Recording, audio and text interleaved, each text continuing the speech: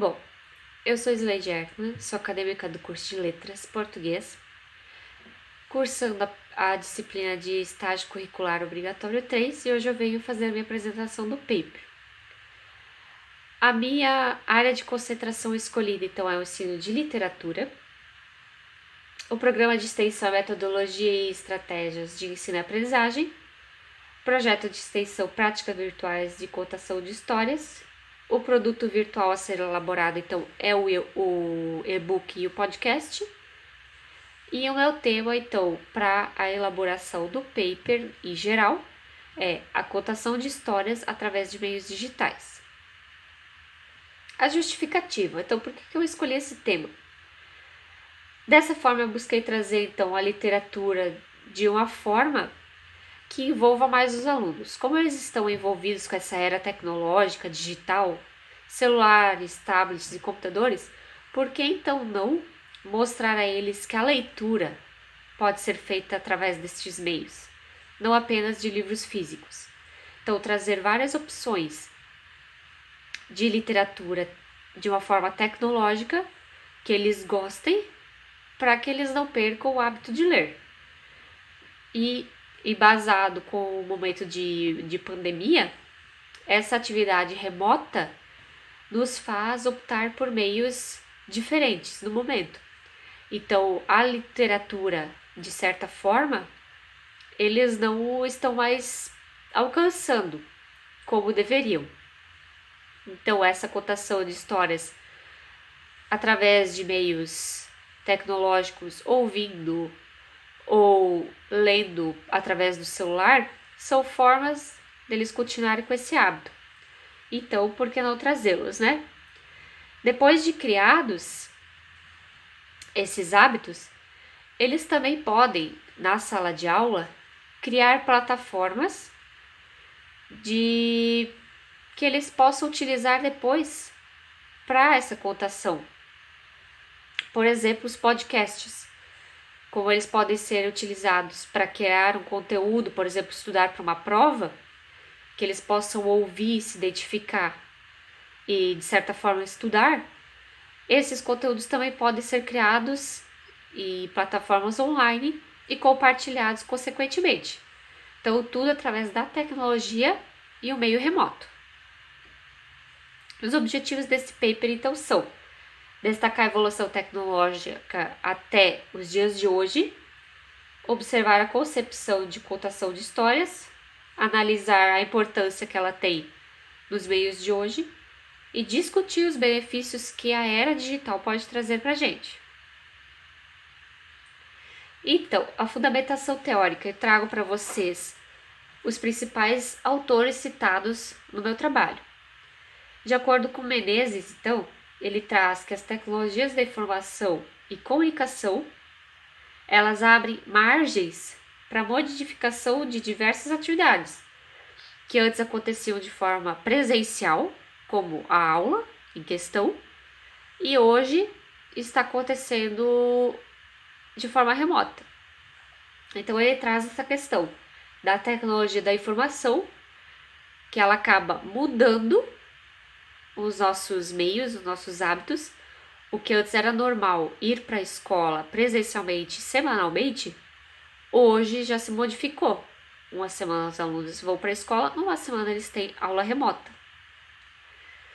Dentre as diversas possibilidades, então, a gente também ainda tem a contação de histórias, que o ato de contar histórias é uma prática remota.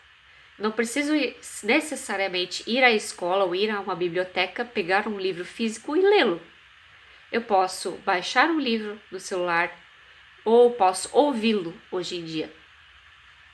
Nesse sentido, então, a gente pode dizer que a contação de histórias é uma atividade que incentiva a imaginação, a criação e também o transitar entre real e fictício. É através da literatura que as crianças, os alunos, os adolescentes podem perceber a noção do fictício com o real. Então, muitas histórias vão trazer fatos que no cotidiano não coincidem, que não são gerados. A resolução de problemas e histórias também faz com que eles sejam um pouco mais críticos fora desses livros, na vida real mesmo, no cotidiano. Então, assim eles podem trazer maneiras e acabar abrindo horizontes para resolver seus problemas aqui fora. Segundo Souza também e Dalla, a contação de histórias, além de ser uma forma acessível e divertida de levar conhecimento e lazer, é uma forma de expressão. E ela pode ser exposta de várias maneiras. Com crianças menores, através de fantoches, teatros, brinquedos, forma lúdica. E de que forma pode ser trazida com os mais adultos, os adolescentes, então? Eles também podem ser trazidos de forma que agradem eles e que incentivem.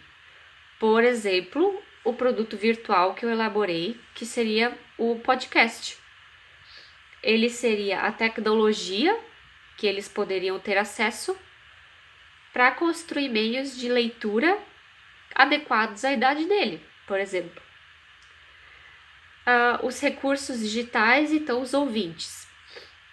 Utilizar os recursos digitais que existem hoje em dia com as plataformas, tanto de criação como elaboração desses meios, tanto para estudo como para literatura, enfim. E ouvintes, então o livro você pode ter acesso a ele físico, a baixá-lo na internet e lê-lo, assim como ele existe hoje de forma para se ouvir. Então não precisa ser necessariamente mais ler o livro. Você pode ouvi-lo como um podcast, por exemplo. Na visão de Santos, então, e Gerli, embora as tecnologias de informação sejam uma evolução necessária para uma atividade tão antiga, né? Precisa saber se utilizá-las. Claro que as tecnologias são essenciais e são importantes no dia de hoje, mas precisam ser utilizadas de forma correta. Então, os professores devem, no seu planejamento, ter muito foco e os objetivos, competências e habilidades que querem trabalhar para que a internet ali não se perca e acabe sendo um instrumento mal utilizado. De qualquer forma, então, é possível dizer que a contação de histórias pelas mídias digitais é uma evolução e o que enseja uma profunda análise e criação de métodos, então, que tornem mais assertivas e possíveis. A metodologia, então. Aqui, então, temos o desenvolvimento virtual, então, remoto. Tanto o estágio 1 como o 2 e o 3, nesse momento, estão sendo feitos desta forma. E o modo, então, que eu escolhi realizá-lo. Primeiro eu escolhi a área de concentração, então, que é o ensino de literatura. E delimitei o meu tema, então, para cotação de histórias através de meios digitais.